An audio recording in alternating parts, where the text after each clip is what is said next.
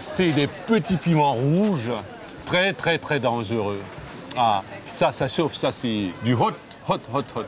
Une cuisine aux saveurs marquées, des épices à ne pas mettre dans toutes les bouches. Poulet yassa, mafé, jus de gingembre ou poisson en papillote, oui, mais dans des feuilles de banane. La gastronomie africaine va surprendre vos papilles. Des plats conviviaux faciles à réaliser et qui changent du steak frites. Comment cuisiner à la mode africaine. Nous sommes dans le quartier de Château-Rouge à Paris, un marché africain où Alexandre Bellaola a ses habitudes. Alors là, ça c'est intéressant. Il y a tous les choix. On a tous les poissons qui viennent des mers chaudes. Là, c'est un beau capitaine. Le mérou, ça c'est un beau turc. De plus en plus, il y a des boutiques exotiques un peu partout dans toute la France. On peut réussir à trouver ces poissons.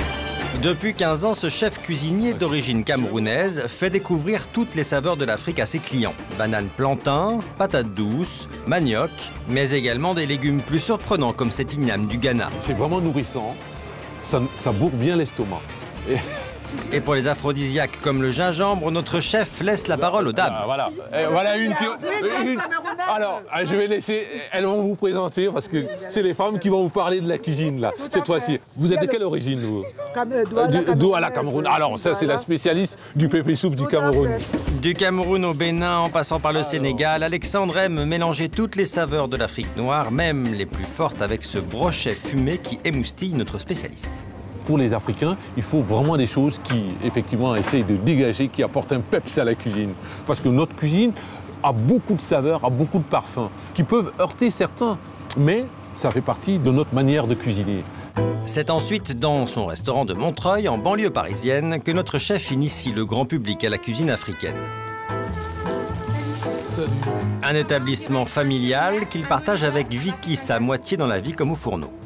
C'est mon épouse. D'habitude, il m'embrasse pas sur le front. Ouais, sur la bouche. Cameroun, Côte d'Ivoire ou encore Tunisie, Gabon, ici toutes les tendances de la cuisine africaine sont représentées. C'est chaud. Le nom change en fonction de l'ethnie. La cuisson change aussi en fonction de l'ethnie. Et le Cameroun, même déjà à l'intérieur du Cameroun, qui a 320 ethnies différentes, à peu près, environ, il y a 320 façons de cuisiner différentes. La diversité est au rendez-vous. Oubliez donc la cuisine africaine et vive les cuisines africaines. Bonjour. Ah, bon appétit déjà. De nouveaux horizons gustatifs qui déroutent les novices, comme avec ce duo d'Accra aux aubergines africaines. Je vais être pauvre en vocabulaire, hein. C'est très très bon. Mais pour vous dire les ingrédients, je ne sais pas. Mais c'est très très bon. Quand tu as bu un punch avant, c'est assez fort. Les clients réclament des saveurs africaines. Qu'à cela ne tienne, les grandes écoles de cuisine françaises s'y mettent. Pour moi, c'est indispensable en fait, d'enseigner cette cuisine africaine aujourd'hui, qui a une vraie personnalité, qui est en train de se démocratiser, qui est un peu plus connue. Nous sommes au centre de Paris. Éric Trochon est professeur et depuis 4 ans, il y a une matière obligatoire pour ses élèves. Je vais vous demander de sortir les dossiers de cuisine africaine. Ici, on se forme à toutes les cuisines du monde et pour certains, la découverte est totale. Ils sont où les autres là? J'ai jamais goûté la cuisine africaine, jamais pratiqué et j'ai hâte de voir ce que ça va donner. En amuse-bouche aujourd'hui, chips de banane plantain. On va faire ça directement au-dessus de la friture. L'huile n'est pas trop chaude, vous êtes à 160-170. Une banane goût pomme de terre, effet garanti. C'est un goût surprenant. Voilà. Alors, le gingembre. Pour accompagner ces chips, Éric Trochon choisit une boisson traditionnelle. Là, je vais chercher à broyer mon gingembre pour exprimer un maximum de jus. Du jus de gingembre mixé avec de l'eau à un apéritif pour palais bien entraîné. C'est une cuisine qui est quand même très goûteuse avec beaucoup de parfums, beaucoup d'arômes. Il faut des boissons qui sont quand même à la hauteur pour accompagner ça.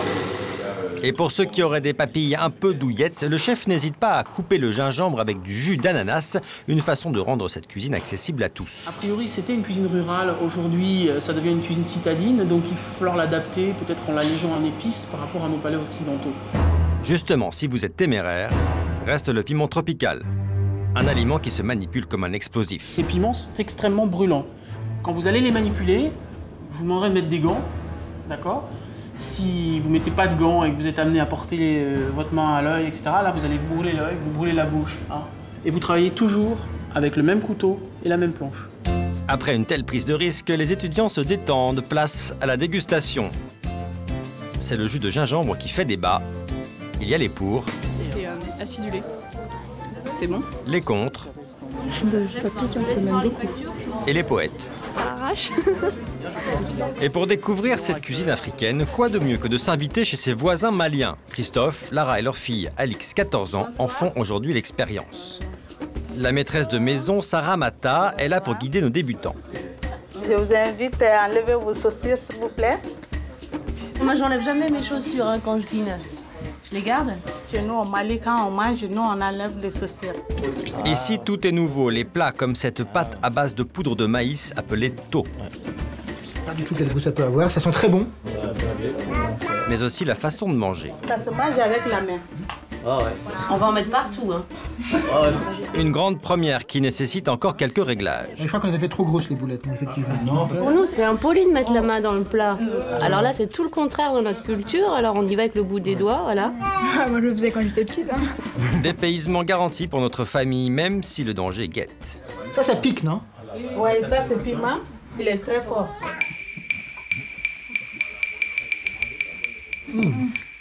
Ça pique, hein? Il est comment le piment? Pimenté. Ça va passer, je pense. Ouais. Hein, ça va. Ah oui. Faut manger en fait surtout. Une épreuve du feu finalement réussie pour les invités. C'est très fin, c'est très les goûts, on les sent de façon disparate.